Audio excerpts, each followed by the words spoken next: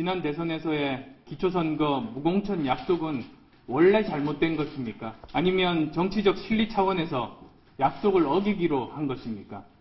저는 제1야당 대표로서 박근혜 대통령의 기초공천, 무공천을 비롯한 전국 현안을 직접 만나 논의할 것을 제안드립니다. 다음 뉴스는 새정치민주연합 소식입니다. 저희 다음 준비한 뉴스가 안철수 공동대표가 대통령 직접 만나서 기초공천 확실히 정리를 하자 이렇게 제안을 했어요. 근데 방금 전에 보신 영상에서 가장 보면은 제1야당 대표로서 이런 말을 했거든요. 그렇죠.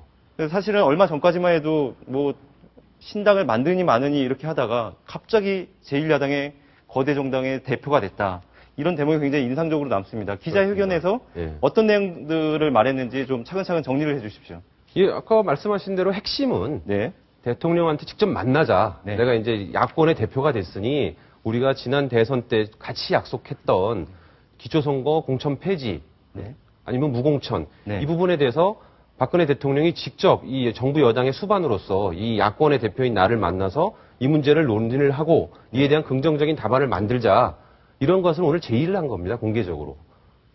물론 아직 이거에 대해서 청와대에서는 이제 지금 대통령이 아직 귀국을 안 했죠. 이제 곧 할 텐데 이거에 대해서 공식적인 입장은 없지만 뭐 정치적인 뭐 여러 가지 뭐 제스처 아니냐 이러면서 아직 답을 내놓고 있지는 않습니다.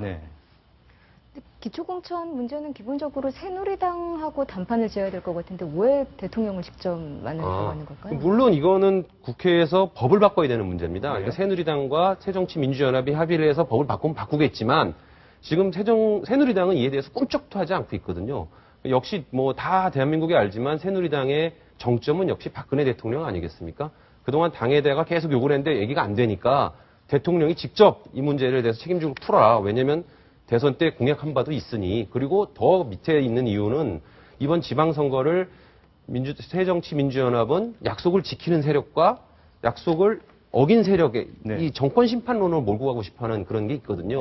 그러려면 이제 적의 수장인 박근혜 대통령을 직접 공격을 해야 그게 이제 각이 서고 선거에서 얘기하는 각이 서고 이제 선거 이슈가 될 수가 있죠. 그래서 직접 항상 청와대를 공격하고 하는 그런 선거 전략의 일환이라고 보시면 됩니다. 그런데 오늘 안철수 대표의 기자회견에서 안 대표가 인용한 고사성어가 화제가 되고 있습니다. 화면으로 확인해 보시겠습니다. 4년 전 박근혜 대통령의 미생지신 논쟁이 생각납니다. 당시 세종시 수정안에 반대하는 박근혜 의원을 당 지도부에서 미생의 어리석음에 비유하며 비판한 적이 있습니다. 지금 박 대통령께서는 미생의 죽음을 어떻게 보고 계시는지 궁금합니다. 4년 전 미생에 대한 입장이라면 기초선거 무공천 약속은 당연히 지켜져야 하기 때문입니다. 미생지신, 저희가 흔히 쓰는 고사성어는 아닌데 어떤 뜻입니까? 이제 중국의 고사인데요. 이제 미생이라는 사람이 이제 그 애인하고 약속을 한 거죠. 만나기로 약속을 했는데 그래서 그 다리 밑에 가서 기다리고 있었는데 비가 그날 계속 쏟아진 겁니다. 그날 밤에. 그래서 실은 이제 비가 오고 안 오고 애인도 안 오고 그러면 그냥 돌아가면 되는 건데 이제 비가 와가지고 그래도 난 약속을 지키겠다 고직하게 지키면서 있다가 막 이제 물이 넘쳐가지고 홍수가 나가지고 쓸려가 이제 익사했다는 그런 고사죠. 근데 아까 안철수 대표도 4년 전 이야기를 언급을 했지 않습니까? 당시에 이제 세종시 수정안 소위 이제 이명박 대통령이 이제 세종시로 가는 소위 이제 이제 노무현 대통령 때 노무현 정부 때 그 정해놓은 게 있었지 않습니까? 법이 통과돼 있었는데 세종시로 이제 대부분의 그 정부 부처를 이전하는 걸 추진하려고 이제 그대로 이행을 해야 되는 상황이었죠. 그때 이제 이명박 대통령이 이거 그래도 고쳐야 된다. 잘못된 거니까 고쳐야 되겠다고 추진을 했는데 당시에 이제 박근혜 의원이 결사 반대를 했단 말이죠. 그때 정말 국민에게 지킨 약속이기 때문에 이거 끝까지 지켜야 된다. 그때 이제 정몽준 의원이 미생지신 고사를 들면서 미생이라는 사람이 정말 답답하게 괜히 무슨 이렇게 고직하게 이렇게 해가지고 죽지 않았느냐. 그러니까 고치자. 이런 취지로 이제 박근혜 대표 의원은 공격했는데 당시 박근혜 의원이 이제 반박을 했던 거죠.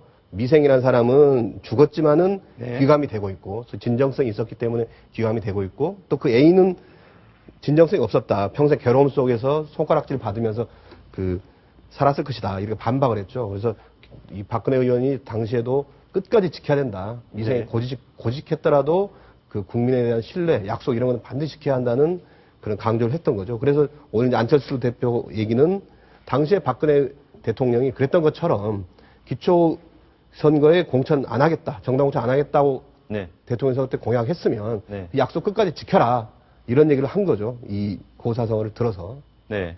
어쨌든 안철수 대표가 오늘 박 대통령하고 단판을 짓자 이렇게 제안을 했는데 실제로 그 모임이 성사될 가능성은 어떻게 보십니까? 일단 그 얘기에 앞서서 예. 시청자분들께서 좀 왜 저기 정몽준 의원의 모습이 나오는지 의아해하시는 분이 있을지 모르겠는데요. 네. 2010년 1월 저 당시 때 당 대표가 정몽준 의원이었습니다. 그래서 네. 이제 이명박 정부의 뜻을 따라서 네. 당 안에서 야당의 역할을 하고 있던 박근혜 의원을 공격을 했던 거고요. 네. 이번에 이제 대통령이 과연 안철수 의원을 만날까? 예. 아직은 좀 비관적이라고 보고 있습니다. 왜냐하면 네. 이게 아까도 말씀드렸지만 이 선거에 이용하려는 그런 의도가 분명히 있거든요. 예. 근데 청와대는 사실 이런 국회에서 일어나는 일들은 국회에서 처리를 해라. 우리 청와대는 경제, 네. 북한, 대북, 외교 이런 부분에 치중하겠다. 그런 기조를 유지하고 있기 때문에요. 예. 이 정치적인 이슈에 청와대가 말려들 가능성은 좀 낮아 보입니다. 네. 길 기자는 지금 실제로 만남이 성사될 가능성은 적다 이렇게 예측하고 가능성이 적은 게 아니라 계시는데요. 100% 없죠. 이건 예. 없다고 봐야죠. 예. 100% 예. 없죠. 당연히 안 만나죠, 대통령. 예. 그렇더라도 청와대에서 어떤 반응을 내놓을지가 사실 좀 궁금하긴 합니다. 반응도 안 보일 것 같은데. 네. 그러니까 아마 아무런 그냥 무시 전략으로 무시하지 나갈 않을까. 거다. 아예 대답도 그런 안 할 생각 거예요. 많이 예. 합니다. 예, 정치권 뉴스는 여기서 정리하겠습니다.